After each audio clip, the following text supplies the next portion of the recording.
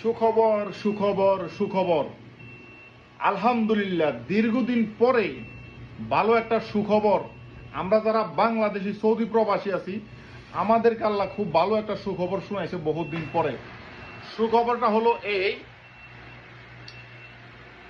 গত কয়েক মাস যাবৎ আপনারা শুনতেছেন যে সৌদি আরবে কিছু কুলাঙ্গারের বাচ্চা, বাংলাদেশি কিছু কুলাঙ্গারের বাচ্চা সৌদি আরবে, সে নিজে একজন বাঙালি হয়ে অন্য বাঙালিকে অপহরণ করে সে গুম করে মাজরার মধ্যে নিয়ে গিয়ে টর্চার করে তার ফ্যামিলিকে ভিডিও কল দিয়ে মুক্তিপণ দাবি করছে 1 লক্ষ 2 লক্ষ 5 লক্ষ টাকা। আবার কেউ কেউ টাকা দেওয়ার পরও তাকে ছাড়তেছে না।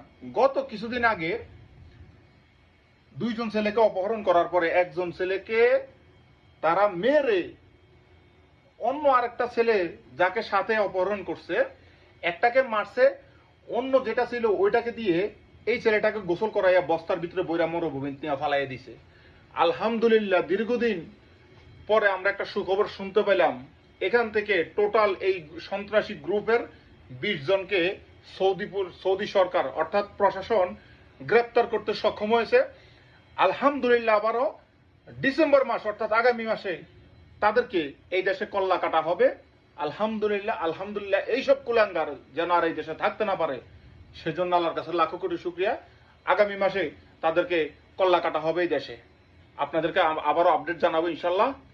আপডেট জানতে আরিফের ফেসবুকে কানেক্টেড থাকেন। সবাই ভালো থাকবেন, সুস্থ থাকবেন। আল্লাহ হাফেজ।